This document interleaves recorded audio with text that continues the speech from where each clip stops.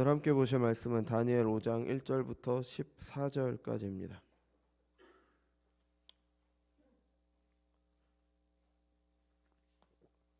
1절부터 16절까지 읽어도 될 것 같습니다. 다니엘 5장 1절부터 16절까지 보도록 하겠습니다. 봉독해 드리겠습니다. 벨사살 왕이 그의 귀족 1000명을 위하여 큰 잔치를 베풀고 그 1000명 앞에서 수술을 마시니라. 벨사살이 술을 마실 때 명하여 그의 부친 느부갓네살이 예루살렘 성전에서 탈취하여 온 금, 은 그릇을 가져오라 명하였으니 이는 왕과 귀족들과 왕후들과 후궁들이 다 그것으로 마시려 함이었더라. 이에 예루살렘 하나님의 전 성소 중에서 탈취하여 온 금그릇을 가져오매 왕이 그 귀족들과 왕후들과 후궁들과 더불어 그것으로 마시더라. 그들이 술을 마시고는 그 금은 구리, 쇠, 나무, 돌로 만든 신들을 찬양하니라. 그때 사람의 손가락들이 나타나서 왕궁 촛대 맞은편 석회벽에 글자를 쓰는데 왕이 그 글자 쓰는 손가락을 본지라. 이에 왕의 즐기던 얼굴빛이 변하고 그 생각이 번민하여 넓적다리 마디가 녹는 듯하고 그의 무릎이 서로 부딪힌지라. 왕이 크게 소리질러 술객과 갈대와 술사와 점쟁이를 불러오게 하고 바벨론의 지혜자들에게 말하되 누구를 막론하고 이 글자를 읽고 그 해석을 내게 보이면 자주색 옷을 입히고 금사슬을 그의 목에 걸어주리니 그를 나라의 셋째 통치자로 삼으리라 하니라. 그때 왕의 지혜자가 다 들어왔으나 능히 그 글자를 읽지 못하며 그 해석을 왕께 알려주지 못하는지라. 그러므로 벨사살 왕이 크게 번민하여 그의 얼굴빛이 변하였고 귀족들도 다 놀라니라. 왕비가 왕과 그 귀족들의 말로 말미암아 잔치하는 궁에 들어왔더니 이에 말하여 이르되 왕이여 만수무강하옵소서. 왕의 생각을 번민하게 하지 말며 얼굴빛을 변할 것도 아니니이다. 왕의 나라에 거룩한 신들의 영이 있는 사람이 있으니 곧 왕의 부친 때에 있던 자로서 명철과 총명과 지혜가 신들의 지혜와 같은 자니이다. 왕의 부친 느부갓네살 왕이 그리 세워 박수와 술객과 갈대와 술사와 점쟁이의 어른을 사무셨으니 왕이 벨드사살이라 이름하는 이 다니엘은 마음이 민첩하고 지식과 총명이 있어 능히 꿈을 해석하며 은밀한 말을 밝히며 의문을 풀 수 있었나이다. 이제 다니엘을 부르소서. 그리하시면 그가 그 해석을 알려드리니이다 하니라. 이에 다니엘이 부름을 받아 왕의 앞에 나오매 왕이 다니엘에게 말하되 내가 나의 부왕이 유다에서 사로잡아온 유다 자손 중에 그 다니엘이냐. 내가 내게 대하여 들은즉 내 안에는 신들의 영이 있으므로 내가 명철과 총명과 비상한 지혜가 있다 하도다. 지금 여러 지혜자와 술객을 내 앞에 불러다가 그들에게 이 글을 읽고 그 해석을 내게 알게 하라 하였으나 그들이 다 그 해석을 내게 보이지 못하였느니라. 내가 내게 대하여 들은즉 너는 해석을 잘하고 의문을 푼다 하도다. 그런즉 이제 내가 이 글을 읽고 그 해석을 알려주면 내게 자주색 옷을 입히고 금사슬을 내 목에 걸어주어 너를 나라의 셋째 통치자로 삼으리라 하니. 아멘. 기도하겠습니다. 거룩하고 존귀하신 주님, 은혜와 사랑을 감사드립니다. 오늘도 주님의 거룩한 날 허락하셔서 이 자리에 와서 하나님께 예배드릴 수 있게 하시는 은혜 감사드립니다. 이 시간 주님의 말씀 듣는 시간입니다. 우리 안에 계신 성령께서 함께 하셔서 우리 하나님께서 우리에게 주신 계시의 말씀을 통해 나를 돌아보고 세상을 돌아보고 이 세상 가운데 우리가 무엇이 필요하며 어떻게 살아가야 되는지에 대해서 같이 고민하고 그리고 그 고민대로 살아가는 저희들이 될 수 있도록 인도하여 주옵소서. 감사드리며 사랑이 많으신 예수님의 이름으로 기도드렸습니다. 아멘. 성경을 보고 또 세상을 보면 사람들은 같은 죄를 계속 반복해서 짓습니다. 형태는 달라지지만 본질은 똑같죠. 그래서 창세기에 소돔과 고모라의 그 멸망한 성 있잖아요. 거기에 동성애가 있었습니다. 그리고 그 동성애라는 죄는 사라진 적이 없습니다. 그냥 계속 이어져 왔고 지금도 행해지고 있습니다. 또 돈을 받고 거짓으로 예언하는 거짓 선지자들이 망해가는 이스라엘에 많이 있었습니다. 그 전부터 많았죠. 가짜 선지자들이 있었고 많았습니다. 지금도 돈과 권력 또 다른 것을 노리고 사람들을 선동하는 종교 지도자들도 있고 또 다른 사람들도 자신의 유익을 위해 사람들을 선동합니다. 그러니까 잘못된 것을 전하는 거죠. 그러니까 다 비슷비슷합니다. 또 아모스 선지자는 당대 유다에 정의와 공의가 없음을 말했습니다. 그러면서 예를 든 게 가난한 자들을 압제해서 그들의 것을 힘으로 빼앗는 사람들의 모습이 잘못됐다고 이야기를 하죠. 이거는 인간의 역사 가운데 무수히 반복되었고 지금도 반복되고 있습니다. 제가 진화론을 믿지 않는 여러 가지 이유 중에 하나가 바로 이것과 연결이 돼요. 그러니까 아무리 오랜 시간이 지나고 아무리 문명이 발전해도 사람들은 과거나 지금이나 변함이 없습니다. 그냥 똑같아요. 똑같고 전혀 변하지 않습니다. 오히려 사람들이 변해서 뭐 세상이 뭐 이렇게 좋아진다, 뭐 믿을 수가 없습니다. 그러니까 이런 세상의 모습을 보면은 신자들은 이제 회의감이 들기도 합니다. 뭐 자기 자신의 모습을 봐도 그렇죠. 아니, 세상은 둘째치고 예수를 믿는다고 하는 나도 이렇게 변하지 않는데 정말 복음이 사람을 변화시킬 수 있을까? 교회를 봐도 그렇습니다. 뭐 저도 그렇고 모두 부족함이 있습니다. 뭐 부족함이 있는 건 있는 건데 아예 정말 저 사람이 신자인가? 아니 저 사람이 그리스도인인가? 이런 생각이 들게 하는 그런 분들도 계세요. 하나님의 자녀들의 모임이라는 교회도 세상과 별다를 게 없어 보입니다. 교회가 세상을 바꿀 수 있나? 아니 그 전에 정말 교회가 변화된 하나님의 자녀들의 모임인가? 뭐 이런 질문을 하게 되죠. 그래서 다니엘 5장에서 우리는 변하지 않는 세상의 모습을 보게 됩니다. 그래서 하나님께서 그들을 어떻게 다루시는지 그리고 우리에게 필요한 은혜가 무엇인지도 이제 같이 보게 됩니다. 이것에 대해서 같이 생각을 해보려고 합니다. 그래서 본문에 나오는 벨사살 왕은 바벨론의 마지막 왕이에요. 뭐 전에 한번 말씀드렸지만 이 벨사살 왕이 나오는 이 5장 때문에 다니엘서가 주전 6세기에 다니엘이 쓴 책이 아니라 주전 2세기에, 그러니까 이 모든 일이 다 있고 나서 주전 2세기에 쓰인 글이라는 오해를 많이 받았습니다. 왜냐하면은 1880년대까지, 그러니까 우리 그 1880년대까지 얼마 안 됐죠. 그러니까 생각보다 한 150년 그 정도 됐습니다. 연구된 고고학적 자료에 따르면 그 바벨론의 마지막 왕은 나보니두스라는 사람이었습니다. 나보니두스가 마지막에 그 바벨론의 마지막 왕이라고 나와 있는데 이 다니엘서를 보면은 벨사살이 마지막 왕이잖아요, 그죠? 이 맨 마지막 절에 보면은 그 벨사살이 이제 죽고 이제 메대 사람 다리오가 나라를 얻게 되잖아요. 그러니까 벨사살이 마지막 왕이 되는 겁니다. 그래서 이건 역사와 맞지 않다. 그러니까 이거는 역사를 잘 몰랐던, 이건 다니엘이 쓸 수가 없다. 왜냐하면 다니엘은 그 시대에 살았는데 어떻게 마지막 왕을 모를 수가 있냐. 근데 그 주전 2세기에, 그러니까 한참 뒤에 한 400년 지난 후에 그 어떤 사람이 다니엘의 이름을 빌어와서 마치 이 일을 예언한 것처럼 그렇게 쓴 것이다. 그래서 그 틀린 거다. 그래서 잘못된 역사를 기록한 거다. 뭐 이렇게 이야기를 했습니다. 근데 20세기에 바벨론 언어가 연구되면서 벨사살이 나보니두스의 아들이라는 게 밝혀졌습니다. 그러고 나서 모종의 이유로 뭐 나보니두스가 뭐 전쟁하러 떠났다는 얘기도 있고 병들어서 떠났다는 얘기도 뭐 여러 가지 썰이 있는데 어쨌든 나보니두스가 떠났습니다. 그래서 왕이 그 벨사살을 왕의 역할을 하는 섭정왕이라고 하죠. 그래서 그렇게 맡겨놓고 갔다고 합니다. 그래서 벨사살이 마지막 왕이라는 게 밝혀졌죠. 그래서 본문에서는 또 근데 느부갓네살을 벨사살의 아버지라고 하죠. 그죠? 뭐 다니엘이 벨사살을 느부갓네살의 아들이라고 하면 왕의 부친인 느부갓네살 뭐 이렇게 이야기를 하죠. 근데 이것도 직접적인 아버지와 아들의 관계를 말하진 않습니다. 왜냐하면 히브리어로, 그러니까 아버지로 번역된 히브리어 아부는요, 그 아버지뿐 아니라 할아버지, 증조 할아버지 다 아부라고 부릅니다. 히브리어에서는 그렇게 불러요. 그러니까 그래서 우리가 성경을 보면은 아들을 말하는 벤도 마찬가지예요. 벤이 아들이라는 뜻인데 아들도, 그러니까 벤이라고 하면은 아들뿐 아니라 손자, 증손자, 그러니까 이렇게 계속 내려가는 걸 그냥 벤이라고 하고 올라가는 거를 이제 아부라고 합니다. 그래서 그 성경에 보면은 누구의 아들, 누구의 손자, 누구의 증손자 이렇게 나오지 않고 누구의 아들, 누구의 아들, 누구의 아들 이렇게 나오잖아요. 그러니까 손자, 증손자라는 단어가 없어요. 그냥 벤이라는 단어, 아들이라는 단어로 쓰고 아버지, 아부라는 단어로 이제 위에 때 그 선조들을 다 말합니다. 그래서 그냥 벨사살은 느부갓네살의 후손으로 왕이 된 사람이다. 그냥 그렇게 보시면 됩니다. 그래서 이렇게 따져 보면은 역사 기록과 따져 보면은 아마 외손자쯤 되지 않았나, 뭐 보통 그렇게 보고 있습니다.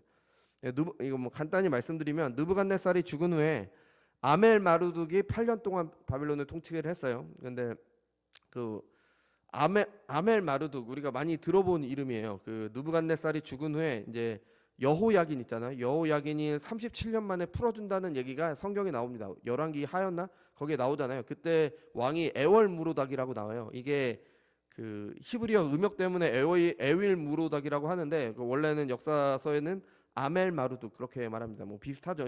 그리고 하지만 그 왕이 암살 당하고 네리 글리사르라는 사람이 왕이 됩니다. 근데 그의 아들이 이제 나바시 마르둑이 또 왕이 되는데 이렇게 내려왔죠. 나보니두스가 반역해서 왕위를 빼앗습니다. 그래서 나보니두스가 반역을 했고 그 사람이 556년에 왕위에 올라요. 그로부터 3년 후에 벨사살에게 왕위를 맡겨요. 그게 553년입니다. 벨사살은 553년부터 바벨론이 539년에 망합니다. 이렇게 다스렸던 왕이고, 이 오늘 본문은요 바벨론이 망하는 때잖아요. 그러니까 539년, 그 주전 539년이죠.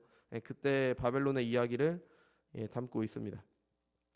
5장의 내용을 보면은 이제 벨사살이 1000명이나 되는 사람을 불러서 잔치를 했습니다. 근데 1000명 두 번 나왔죠. 1000명을 강조하고 있어요. 왜 1000명을 강조하냐? 이렇게 고대 왕들은 많은 사람들을 불러 잔치를 베푸는 것으로 자기의 위세를 드러냈어요. 아니, 내가 이렇게 많은 사람들에게 잔치를 베풀 수 있다.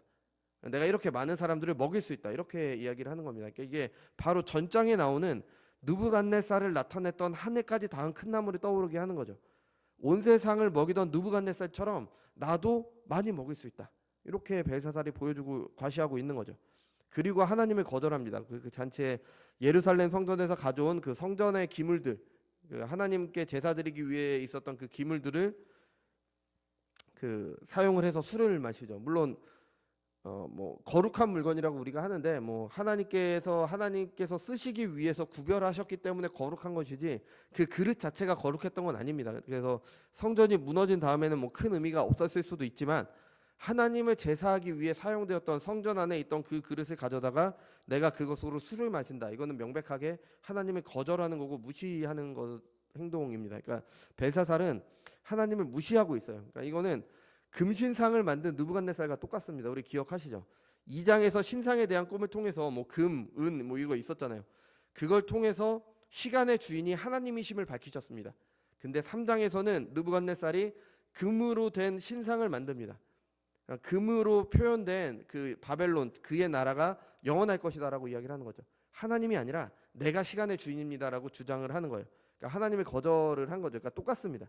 벨사살은 그 일을 그대로 하고 있는 거죠. 오히려 자신은 느부갓네살보다 더 대단하다고 말하고 싶은 것 같아요. 왜냐하면 느부갓네살은 그것에 그 예루살렘 성전의 기물을 가져다가 그 마르둑 신전에다 놨잖아요. 근데 이 벨사살은 그것을 꺼내어서 술을 마셨습니다. 그러니까 더 한 거죠. 내가 더 대단하다 이렇게 말을 하고 싶은 것 같아요. 그러면서 이제 술을 마시면서 금, 은, 구리, 쇠, 나무, 돌로 만든 신을 찬양했습니다. 이건 우상 숭배를 한 거죠. 근데 금, 은, 구리, 쇠는 모두 2장에서 느부갓네살의 꿈에 나온 신상의 부분을 이루는 재료들이었잖아요. 그죠? 우리가 알듯이 하나님을 모독하며 우상을 찬양을 했습니다. 그리고 그 우상의 정체는 뭐 다른 게 아니라 그냥 느부갓네살이 만들려고 했던 사람들이 만든 것, 인간 나라, 사람들이 이룩한 것들, 그거를 이제 숭배하고 있는 겁니다. 이런 벨사살의 죄는 그러니까 본질적으로 느부갓네살과 똑같아요. 그러니까 별 다르지 않습니다. 그러니까 결국엔 교만입니다. 우리가 지난 4장에서 봤듯이 교만은 진실을 왜곡하는 거였잖아요. 있는 것을 있는 그대로 받아들이지 않죠. 하나님께서 세상을 창조하시고 하나님께서 다스리시잖아요. 그게 진리인데 그것을 받아들이지 않아요. 하나님께서 시간의 주인이신데 그것을 받아들이지 않습니다. 그것을 거절하고 마치 자신이 시간의 주인인 것처럼 행사를 하는 거죠. 왜곡을 합니다. 하나님께서 세상을 먹이시는데 마치 자신이 세상을 먹이는 것처럼 그렇게 행사를 하는 겁니다. 사람은 하나님을 떠나서 아무것도 할 수 없는 존재들입니다. 근데 그것을 거절하고 왜곡하죠. 그래서 하나님이 아니라 내가 세상을 먹인다. 내가 스스로 할 수 있다. 하나님 없이도 살 수 있고 하나님을 떠난 것이 더 행복한 것처럼 생각을 합니다. 더 나아가서 하나님을 대적하면서 이제 하나님을 이길 수 있다. 이게 그렇게 생각을 합니다. 그가 이제 한 행동들을 차근차근 보면요, 잔치를 베푼 것 자체가 이미 교만입니다. 왜냐하면 지금 바벨론은 망해가고 있어요. 그죠? 그 바벨론이 큰 나라잖아요. 큰 나라가 한 순간에 망하지 않습니다. 몇 년 동안의 전쟁을 통해서 이제 점점점 망하다가 이제 마지막에 메데 다리오 왕에게 이제 나라를 잃게 되죠. 그러면 지금 이 539년 이 잔치를 베풀 때는 이미 바벨론이 망하고 있는 겁니다. 망해가고 있는 순간에 1000명을 불러서 잔치를 베푸는 거예요. 그러니까 나는 괜찮다. 나는 내 위세는 대단하다. 이렇게 얘기를 하고 싶은 겁니다. 그죠? 사실 벨사살은 그 윗대인 느부갓네살만도 못하죠. 느부갓네살은 바벨론의 제국을 엄청나게 일궜잖아요. 근데 이 벨사살은 망하게 하고 있죠. 그러니까 비교도 안 되면서 느부갓네살보다 더 대단하다고 그렇게 뽐내고 있는 겁니다. 다니엘에 대한 그의 태도를 봐도 알 수 있어요. 잔치 자리에서 하나님께서 손가락으로 글씨를 쓰셨습니다. 근데 아무도 해석할 수 못했죠. 그러니까 왕비가 다니엘을 추천합니다. 왕의 나라에 거룩한 신들의 영이 있는 사람이 있으니 곧 왕의 붙인 때에 있던 자로서 명철과 총명과 지혜가 신들의 지혜와 같은 자니이다. 왕의 붙인 느부갓네살 왕이 그를 세워 박수와 술객과 갈대와 술사와 점쟁이의 어른을 삼으셨으니 왕이 벨드사살이라 이름하는 이 다니엘은 마음이 민첩하고 지식과 총명이 있어 능히 꿈을 해석하며 은밀한 말을 밝히며 의문을 풀 수 있었나이다. 이제 다니엘을 부르소서. 그리하시면 그가 그 해석을 알려드리리라 하니라. 아멘. 뭐 아마 이 시기에 다니엘은 뭐 나이가 많아서 일선에서 물러났던 것으로 보여요. 그러니까 왜냐하면 다니엘 7장 1절에 보면요. 다니엘 7장 1절을 보면은 이렇게 이야기를 합니다. 바벨론 벨사살 왕 원년에 다니엘이 그의 침상에서 꿈을 꾸며. 그러니까 7장은요. 벨사살 원년 아까 말씀드렸던 530 몇 년이었죠? 553년에 벨사살이 왕위에 올랐잖아요. 그러니까 553년에 있었던 일이에요. 7장은요.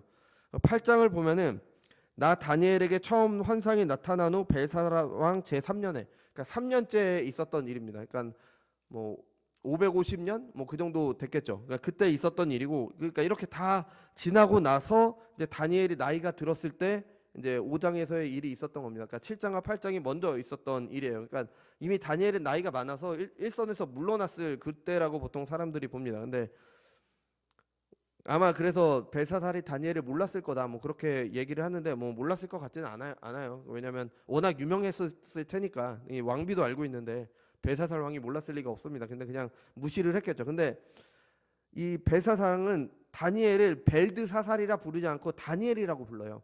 그러니까 이에 다니엘이 부름을 받아 왕의 앞으로 나오매 왕이 다니엘에게 말하되 내가 나의 부왕이 유다에서 사로잡아온 유다의 자손 중에 그 다니엘이야. 그러니까 이런 거예요. 네가 나의 부왕 느부갓네살 왕이 멸망시킨 유다 포로 중에 하나인 다니엘이냐. 그러니까 이런 말투인 겁니다. 그러니까 다니엘을 완전히 무시하고 있는 거예요. 너는 그냥 잡혀온 포로 주제에 그러니까 이렇게 반응을 하고 있는 거죠. 그러니까 왕비는 사실 있는 그대로 다니엘을 소개했지만 벨사살은 그 진실을 왜곡하고 다니엘을 무시했습니다. 그러니까 벨사살의 이런 모습은 느부갓네살의 교만한 모습 그대로입니다. 물론 상황이 다르죠. 근데 진실을 왜곡하고 어떻게든 자신을 높여 보이려는 교만이 이제 우리는 벨사살의 모습에서 나타납니다. 근데 그 교만을 떠는 벨사살의 실상이 드러납니다. 우리도 뭐 평소에는 괜찮다가 위기의 순간이 오면은 뭔가 이렇게 드러나잖아요. 그러니까 벨사살도 드러납니다.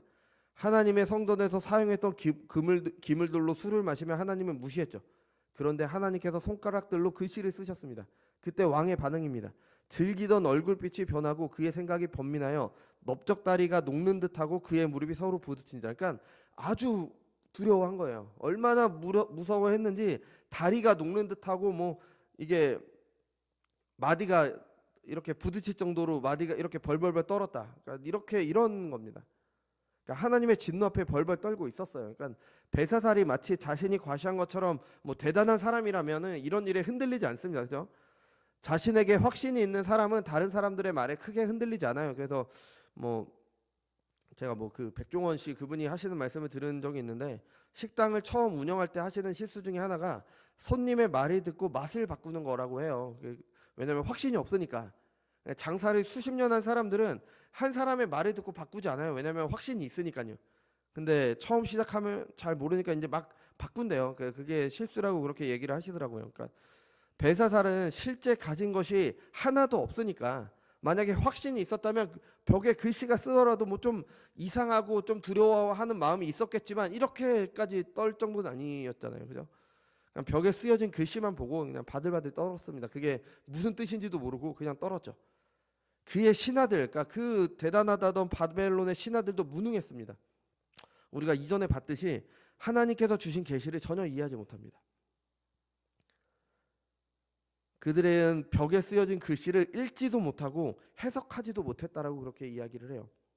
왜 해석하지 못했는지 이제 다음 주에 자세히 볼 거고요. 아무튼 그랬습니다. 그래서 왕은 크게 번민하고 얼굴빛이 변했습니다. 그러니까 잔치를 함께 즐기던 사람들도 다 두려워했습니다.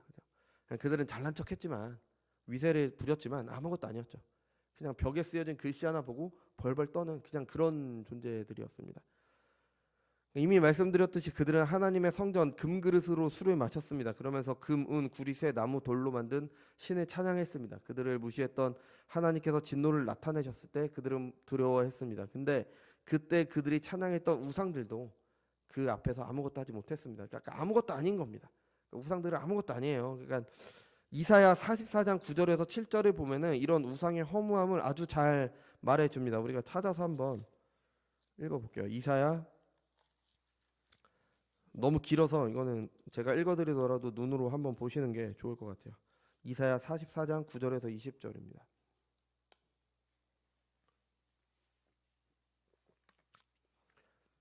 하나님께서는 이사야 39장까지 이스라엘을 심판하실 것을 말씀을 하십니다. 특히 39장은 히스기야 왕 때문에 바벨론에 의해 유다가 멸망할 것을 말씀을 하셨고요. 40장부터는 이제 그 가운데서도 하나님께서 하나님의 백성들을 구원하실 것이라는 그게 전해집니다. 그래서 주된 내용이 세상 그 어떤 신과도 비교할 수 없는 하나님, 오직 하나님만이 그의 백성을 구원하실 수 있다. 그런 내용이 주로 나오고요. 43장 22절부터 보면은 구원하시는 이유가 이스라엘에게 있지 않습니다. 그들은 여전히 하나님을 거역하고 그들의 조상은 하나님을 거역했습니다. 하나님께서는 그들의 죄를 도말하심으로 그들의 죄를 보지 않으시기 때문에 그들을 구원하실 겁니다. 그러니까 이런 내용이 이어지고 다음에 44장 1절부터 8절은 하나님께서 어떤 분이시기에 그 일을 할지를 말해줍니다. 6절부터 8절을 보면요. 이스라엘의 왕인 여호와 이스라엘의 구원자인 만군의 여호와가 이같이 말하노라. 나는 처음이요 나는 마지막이라. 나 외에 다른 신이 없느니라. 내가 영원한 백성을 세운 이후로 나처럼 외치며 알리며 나에게 설명할 자가 누구냐. 있거든 될 일과 장차 올 일을 그들에게 알릴지어다. 너희는 두려워하지 말고 겁내지 말라. 내가 예로부터 너희에게 듣게 하지 아니하였느냐. 알리지 아니하였느냐. 너희는 나의 증인이라. 나 외에 신이 있겠느냐. 과연 반석은 없나니 다른 신이 있음을 내가 알지 못하니라. 아멘. 그러니까 하나님께서 이런 분이시니까 너희를 구원하실 거야. 그러니까 걱정하지 마. 그러고 나서 이제 우상의 허무함이 9절부터 20절까지 이어집니다. 우상을 만드는 자는 다 허망하도다. 그들이 원하는 것은 무익한 것이거늘 그것들의 증인들은 보지도 못하며 알지도 못하니 그러므로 수치를 당하니라. 신상을 만들며 무익한 우상을 부어 만드는 자가 누구냐. 보라, 그와 같은 무리들이 다 수치를 당할 것이라. 그 대장장이들은 사람일 뿐이라. 그들이 다 모여서서 두려워하며 함께 수치를 당할 것이니라. 철공은 철로 연장을 만들고 숯불로 일하며 망치를 가지고 그것을 만들며 그의 힘센 팔로 그 일을 하나. 배가 고프면 기운이 없고 물을 마시지 아니하면 피로하니라. 목공은 줄을 늘여 재고 붓을 대고 긋고 대패를 밀고 곡선자로 그어 사람의 아름다움을 따라 사람의 모양을 만들어 집에 두게 하며 그는 자기를 위하여 백학목을 베며 다르사 나무와 상수리 나무를 취하여 숲의 나무들 가운데에서 자기를 위하여 한 나무를 정하며 나무를 심고 비를 맞게 자라게도 하느니라. 이 나무는 사람이 땔감을 삼은 것이거늘 그가 그것을 가지고 자기 몸을 덮게도 하고 불을 피워 떡을 굽기도 하며 신상을 만들어 경배하며 우상을 만들고 그 앞에 엎드리기도 하는구나. 그 중에 절반은 불에 사르고 그 절반은 고기를 구워 먹고 배불리며 또 몸을 덮게 하여 이르기를 아하 따뜻하다 내가 불을 보았구나 하면서 그 나머지로 신상 곧 자기 우상을 만들고 그 앞에 엎드려 경배하며 그것에게 기도하여 이르기를 너는 나의 신이니 나를 구원하라 하는도다.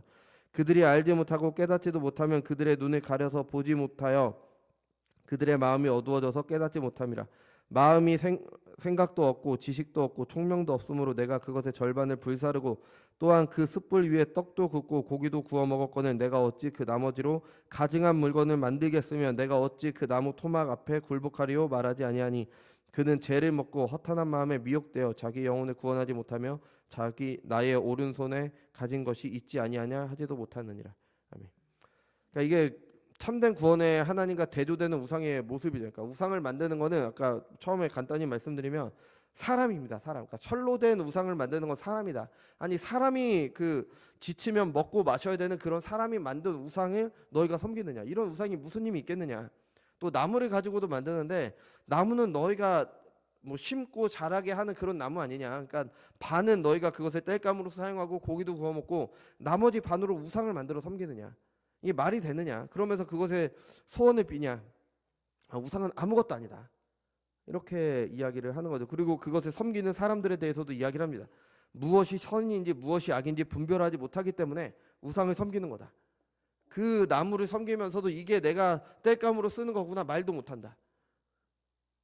그래서 근데 살아계신 하나님과 교제하며 예배하는 사람은 깨어있고 그래서 보고 듣게 됩니다. 그래서 우상이 아닌 것을 섬기게 되는 거죠. 우상이 허망하다는 것을 알고 무엇을 위해 어떻게 살아야 되는지 알며 그것을 위해 영적 전쟁을 하는 사람들이 바로 깨어있는 사람들이죠. 그런데 하나님과 멀어진 사람들은 알지 못합니다.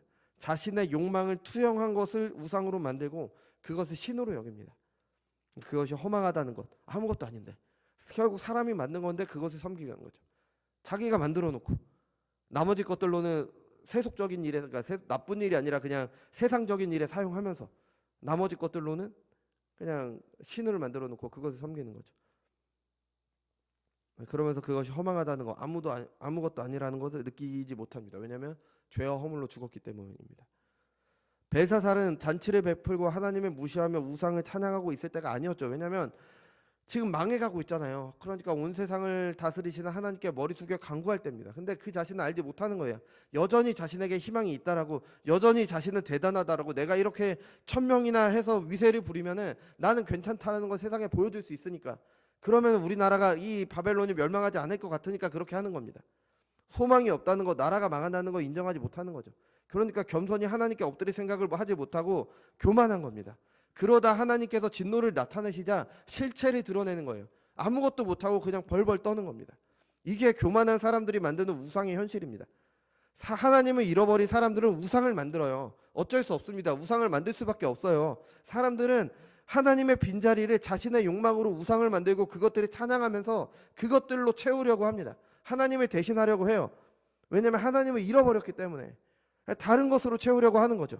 그게 돈이 될 수도 있고요, 안정된 삶일 수도 있고, 사업에 성공하는 걸 수도 있고요, 뭐 이성에게 의지하는 사랑일 수도 있고요, 권력일 수도 있고, 사람들의 인정, 인기 뭐 이런 것일 수도 있습니다. 그리고 그 우상을 위해 최선을 다하죠. 원하는 것을 얻기 위해 못할 일이 없습니다. 그 우상이 가장 소중하기 때문에, 그게 나한테 가장 소중하니까 그것을 위해 하는 모든 행동이 정당화되는 겁니다. 돈을 얻기 위해 파렴치한이 되죠. 권력을 얻기 위해 무슨 일이든 하잖아요. 아니 어떻게 저렇게까지 하냐, 그런 일 하잖아요. 안정된 삶을 위해 원하는 것을 얻기 위해 무엇이든 하죠. 왜냐하면 노력해서 내가 그것만 얻고 나면 내 삶이 모두 괜찮아질 것 같으니까. 내가 이렇게 잔치 베풀고 있다는 거 보여주면 괜찮을 것 같으니까. 그리고 그것들을 이루어주는 우상들을 또 만들죠. 내가 이것을 섬기면 나에게 이걸 갖다 줄 우상들을 또 만드는 겁니다. 그러니까 사람의 마음이 우상을 만드는 공장이 될 수밖에 없는 거죠. 과거에는 신들을 만들어 섬겼잖아요. 근데 지금은 다양해요. 내가 원하는 것을 이루어질 어떤 것이라고 생각하는 모든 것이 우상입니다. 이 세상의 모든 것을 하나님께서 주신 거죠. 믿음으로 선용하면 전혀 문제가 되지 않습니다. 근데 문제는 하나님께서 주신 것으로 하나님을 부인하는 데 사용하는 게 문제예요. 어떻게 부인합니까? 이것을 사용해서 내가 원하는 것, 이루고자 하는 것을 이룰 수 있다. 그렇게 되면 내 삶에 하나님은 필요 없다. 내가 스스로 살아갈 수 있기 때문에. 이게 하나님을 부인하는 겁니다. 그게 무엇이든지 상관없습니다. 뭐든지. 성경에 이런 인간의 본성을 가장 잘 보여주는 사람이 바로 야곱이에요. 야곱의 아버지는 이삭이고, 이삭이 리브가와 결혼을 했죠. 아이가 생겼는데 쌍둥이였어요. 뱃속에서부터 두 아이는 다퉜습니다. 근데 하나님께서 큰 자가 작은 자를 섬길 거라고 했어요. 그러니까 형이 동생을 섬길 거다. 그러니까 이삭의 아버지 아브라함에게서 시작된 하나님의 언약이 동생을 통해 이어질 것을 말씀을 하셨습니다. 네, 두 아들이 태어났죠. 형은 에서고 동생은 야곱입니다. 야곱을 통해 하나님의 약속이 이어질 것을 약속을 하셨어요. 근데 이 야곱은 평생 동안 하나님께서 약속하신 복을 오해하고 스스로 그것을 얻으려고 몸부림을 쳤습니다. 두 사람이 자라서 이제 이삭은 에서를 사랑했고 어머니 리브가는 야곱을 사랑했죠. 왜냐하면 에서가 사냥을 잘하는데 그 고기로 맛있는 음식을 만들어 주었기 때문에 이삭은 에서를 더 사랑했습니다. 야곱은 불안했겠죠. 하나님의 약속이 나를 통해서 이어진다고 했는데 에서가 장남이잖아요. 그리고 아버지가 에서를 좀 더 사랑하는 것 같으니까 불안합니다. 그래서 스스로 하나님의 언약을 받아내려고 하죠. 어떻게 하죠? 에서가 사냥해서 돌아올 때 붉은 죽을 만들죠. 보통 팥죽이라고 하는데 그냥 붉은 죽입니다. 붉은 죽을 만들어서 끓였죠. 그러니까 형이 그것을 달라고 합니다. 왜냐하면 배고프니까. 그걸 달라고 했더니 그 틈을 노려서 내가 이걸 줄 테니까 너는 장자권을 달라. 이렇게 거래를 하는 거죠. 그러니까 형을 속인 겁니다. 물론 뭐 장자권을 판 그 에서의 어리석음도 있지만 야곱이 일단 형을 속인 거예요. 장자권을 사지 않더라도 하나님의 약속이 있었기 때문에 언약은 야곱을 통해서 이어졌을 겁니다. 야곱이 그때 장자권을 사서 하나님의 약속이 야곱을 통해 이어진 게 아니라 원래 야곱을 통해 이어질 거였어요. 근데 야곱이 그냥 나서서 죄를 진 겁니다. 잘못된 욕망을 스스로 이루기 위해 죄를 범하는 것뿐이죠. 그리고 장자권이 하나님의 언약이 아니잖아요. 이삭이 죽을 때가 돼서 이제 장남에게 축복하려고 하죠. 에서에게 이제 사냥을 하고 고기를 잡아서 별미를 만들어다 주면 내가 그걸 먹고 축복하겠다고 합니다. 네, 에서가 사냥하러 간 사이에 어머니 리브가와 야곱이 이삭을 속입니다. 형처럼 이삭이 그때 눈이 어두웠어요. 그래서 제대로 분별하지 못하니까 에서처럼 꾸미고 에서의 옷을 입어서 이제 냄새도 에서의 냄새가 나기도 합니다. 어머니가 음식을 만들어서 아버지에게 가져가서 이제 이삭이 먹고 그것을 야곱에게 축복을 했습니다. 그죠? 야곱이 축복을 받은 결과 어떻게 됐습니까? 도망갔습니다. 형 에서가 자신을 죽일까 두려워서 외삼촌 라반에게로 도망갑니다. 그리고 죽기 전까지 부모님의 얼굴을 보지 못합니다. 그러니까 부모님이 돌아가실 때도 못 돌아와요. 형 에서가 두렵기 때문에. 그런 비참한 지경이 됩니다. 또 외삼촌 라반에게 가서도 그 라반에게 속아서 14년 동안 노예처럼 일하고요. 그러고 나서 품삯을 쳐준다고 했는데 그것도 이제 제대로 받지 못합니다. 계속 속습니다. 형을 속이고 아버지를 속인 야곱은 계속 속게 됩니다. 그럼에도 하나님께서 그와 함께 하셔서 그가 이제 다시 돌아오게 되는 것이지 뭐 야곱이 뭐 훌륭해서 그렇게 된 것이 아닙니다. 뭐 아무튼 그 힘든 시절을 지나고 이제 두 아내와 12아들을 거느린 이제 가장이 돼서 이제 뭐 재물도 많이 가지고 있었습니다. 근데 이제 여전히 그의 삶은 불안했습니다. 왜냐하면 라반과 라반의 아들과 이제 다툼이 생겨서 이제 자신의 고향으로 돌아가야 하려고 이제 이렇게 하는데 여전히 불안했습니다. 왜 이제 가면은 형 에서를 만나게 되니까 얼마나 두려워. 그리고 소식을 들어보니까 형 에서가 자기 종들, 그러니까 그때는 종들이 군사들이었죠. 왜냐하면 종들이 군사의 역할도 합니다. 군사를 이끌고 온대요. 그러니까 얼마나 두렵겠습니까? 그러니까 이 야곱은 평생 자신의 복을 쟁취하기 위해서 살았던 사람이에요. 형과 다퉜고 아버지와 다퉜습니다. 그리고 라반과 싸웠죠. 라반의 형제들과 싸웠어요. 심지어는 그의 부인들 라헬과 레아도 서로 다툽니다. 야곱의 사랑을 얻기 위해서. 그러니까 그 집안 자체가 그런 겁니다. 또 라반에게 속았지만 또 야곱이 라반을 속이기도 해요. 그리고 그의 아내 라헬도 비슷해요. 왜냐하면 야곱과 함께 아버지 라반을 떠나올 때 드라빔을 훔쳐요. 그러니까 드라빔이 뭐냐면 고대 근동에서 집안이 섬기는 우상이었습니다. 그러니까 집안에 우상이 딱 두고 그걸 섬기는 거예요. 그러니까 이거를 가지고 오면은 왠지 내가 이거를 가지고 있으면 우리 집안이 형통할 것 같으니까 그것을 가지고 왔습니다. 그러니까 야곱도 똑같죠.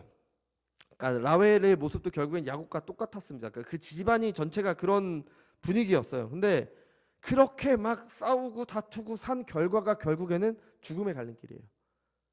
그렇게 막 싸우고 열심히 해서 이제 뭔가 이뤘다고 하고 왔는데 자신의 눈앞에는 형이 칼을 들고 와 있습니다. 얼마나 두렵습니까? 그런 순간이 돼서야 비로소 야곱은 하나님께 간구하게 되는 겁니다. 그리고 한 가지 경험을 하게 되죠. 이제 자기 가족들과 모든 재산을 먼저 보냈어요. 왜 먼저 보냈냐? 혹시라도 이제 에서의 마음이 누그러져서 이 가족들과 이 재물들을 보고 자신에 대한 마음이 누그러져서 자신을 용서해 줄까봐 그렇게 머리를 쓴 거예요. 먼저 보내고 이제 홀로 있을 때 한 사람과 씨름을 하게 됩니다. 평생 복을 받기 위해서 모든 사람과 씨름했던 야곱이 위기의 순간 또 씨름을 하게 된 거죠. 근데 그 한 사람이 바로 하나님이셨어요. 하나님께서 야곱의 허벅지 관절을 부러뜨리십니다. 하지만 끝까지 그 사람을 놓치지 않아서 결국엔 생명을 얻게 되는 거죠. 이제 에서에게서 생명을 얻게 돼요. 자, 야곱이 다리가 부러져도 끝까지 붙잡아서 복을 받았습니까? 야곱이 하나님을 끝까지 붙잡고 늘어져도 복을 받았습니까? 이게 아니라는 겁니다. 하나님께서 야곱이 하나님과 겨루어 이기도록 하시기 위해서 하나님께서 스스로 낮추셔서 내려온 거예요. 그러니까 하나님께서 야곱과 씨름하시기 위해서 내려오신 겁니다. 야곱에게 지기 위해서 내려오신 거예요. 아니 하나님께서 사람과 씨름할 일이 뭐가 있어요? 그럼에도 씨름하러 가신 겁니다. 하나님께서 사람에게 지시겠습니까? 아니 근데 지시기 위해서 가신 겁니다. 야곱이 하나님을 끝까지 붙잡도록 하시기 위해서 야곱의 다리를 부러지고 나서야 이분이 하나님이라는 걸 알게 되었고 끝까지 그를 붙잡은 거예요. 절박함으로 붙잡았다 이렇게 얘기하잖아요. 당신이 나에게 축복하지 않으면 나는 절대 당신을 보내지 않겠습니까?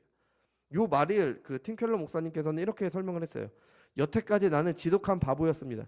평생 하나님의 복을 구하되 아버지의 인정과 라헬의 미모에서 찾으려 했습니다. 그런데 그 복은 하나님 안에 있습니다. 이제 하나님은 내게 축복하지 않으시면 보내드리지 않겠습니다. 다른 것은 다 중요하지 않습니다. 이러다가 죽어도 좋습니다. 하나님의 복이 없으면 내게 아무것도 없는 거니까요. 다른 무엇으로도 안 됩니다. 야곱이 그렇게 된 겁니다. 그 순간 하나님께서 씨름하러 오셨기 때문에. 그때 하나님께서 야곱에게 지심으로, 저주심으로 야곱은 하나님을 이긴 자가 됐습니다. 스스로 연약함을 인정하고 하나님만을 의지하게 될 때 이스라엘, 하나님을 이긴 자라는 이름을 얻게 되는 거죠. 사실은 졌죠. 그 다리가 부러지고 저른바리가 됐는데 뭐가 이긴 거예요? 하나님께서 근데 이기도록 하신 겁니다. 하나님께서 야곱에게 지시기 위해 자신을 낮추시는 은혜를 통해 야곱은 그가 평생 동안 오해하고 잘못 추구한 그 복을, 하나님의 언약을 누리게 되는 겁니다. 이런 야곱의 모습은 하나님을 떠난 사람들의 모습을 잘 보여줍니다. 하나님께서 사람들을 만드실 때 복을 주시며 하나님께서 만드신 세상을 다스리라고 하셨습니다. 그 창세기 2장에 나오죠. 복을 주시며 말씀하셨습니다. 하나님께 순종함으로 하나님 나라를 이루라고 하셨습니다. 하나님을 떠난 사람들은 그 복된 삶을 잃어버렸습니다. 하나님과 함께하는 삶을 잃어버리고 그가 맡기신 일도 잃어버렸습니다. 그래서 복을 오해하죠. 아버지께서 온 것이 아닌 세상에서 온 것들, 육신의 정욕, 안목의 정욕, 이생의 자랑을 복이라고 생각합니다. 그리고 그것을 얻기 위해 스스로의 삶을 갖다 바칩니다. 그것들을 우상으로 섬기기 위해 자신의 삶을 제사로 드립니다. 혹은 그것들을 이루기 위해 또 다른 우상을 만들고 그것들을 섬깁니다. 하나님께 삶을 제사로 드려야 되는데 우상에게 드리는 겁니다. 하지만 그 우상들은 아무것도 아닙니다. 지켜줄 수 없습니다. 허무한 겁니다. 야곱이 위기의 순간 라헬이 가져온 드라빔이 무슨 도움이 됐어요? 아무런 도움이 되지 않았습니다. 벨사살이 찬양했던 금, 은, 구리새, 나무, 돌로 만든 신들도 아무런 도움이 되지 않았습니다. 그것들을 통해 이루고자 하는 것들도 허망한 것들입니다. 우리는 야곱을 통해, 벨사살을 통해 우리의 연약을 보게 되는 거죠. 그 죄를 우리가 똑같이 짓고 있다는 것, 우리는 여전히 교만한 가운데 살고 있다는 것을 보게 되는 겁니다. 하지만 우리는 야곱을 통해 소망을 갖게 되는 거죠. 야곱의 삶은 그 어디에도 하나님께서 그를 도우실 만한 사람이라는 것을 찾아볼 수 없어요. 그는 속이는 자였어요. 속이는 자. 도덕적으로 행동한 적도 없습니다. 신앙의 영웅처럼 행동한 적도 없어요. 그럼에도 하나님께서 그를 위하여 스스로 낮추심으로 그와 씨름을 하러 가신 겁니다. 그에게 지시기 위하여. 우리도 이와 같은 은혜를 입었습니다. 예수님께서 죄인인 우리를 위해 오셨습니다. 우리의 삶 그 어디에도 구원을 받을 만한 구석이 없습니다. 하지만 자격이 없는 자에게 베풀어지는 호의, 즉 은혜로 구원을 받게 됩니다. 하나님이신 예수님께서 사람이 되심으로 스스로 연약한 자가 되셨습니다. 야곱에게 지시기 위해 오셨던 하나님처럼 사람의 손에 의해 죽임당하기 위해 이 땅에 오셨습니다. 갈라디아서 3장 13에서 14절입니다. 그리스도께서 우리를 위하여 저주받은 바 되사 율법의 저주에서 우리를 속량하셨으니 기록된 바 나무에 달린 자마다 저주 아래 있는 자라 하였습니다. 이는 그리스도 예수 안에서 아브라함의 복이 이방인에게 미치게 하고 또 우리로 하여금 믿음으로 말미암아 성령의 약속을 받게 하려 합니다. 아멘. 우리는 스스로 낮추신 예수님을 통해 성령의 약속을 받았습니다. 아들의 영이신 성령께서 우리와 함께 하심으로 하나님을 아버지라 부를 수 있게 되었습니다. 이제 하나님 앞에 나아갈 담력을 얻게 됐습니다. 다시 하나님과 함께하는 삶이라는 그 복된 삶, 하나님께서 사람을 창조하시면서 말씀하셨던 그 복을 누리게 됐습니다. 하나님께서 맡기신 일을 할 수 있다는 그 복을 누리게 됐습니다. 우리가 이 복을 깨달을 때야 비로소 우리는 우상에서 벗어나게 되는 겁니다. 평생 다른 곳에서 잘못된 복을 구하다가 다리가 부러지고 나서야 진짜 복을 알고 받은 은혜를 잊게 된 야곱입니다. 우리도 그리스도를 통해 나의 실체를 알고 나서야 진짜 복이 무엇이고 그 복을 누리는 은혜를 잊게 되는 겁니다. 그래야 사람은 우상에서 벗어나게 됩니다. 이것이 전혀 변하지 않는 것처럼 보이는 사람이 변화되는 유일한 길입니다. 인류가 반복해서 짓는 죄와 그 죄에 따른 비참함에서 벗어나는 유일한 길입니다. 먼저 은혜 입은 교회가 누리는 삶이고요. 우리 교회가 세상에 보여줘야 되는, 그래서 그들을 인도해야 되는 그런 길입니다. 우리 감사함으로 그 길을 가며 하나님께서 하나님의 은혜에 감사하시고 그리고 그 길을 세상에 전하시는 저와 여러분이 되시기 바랍니다. 기도하겠습니다.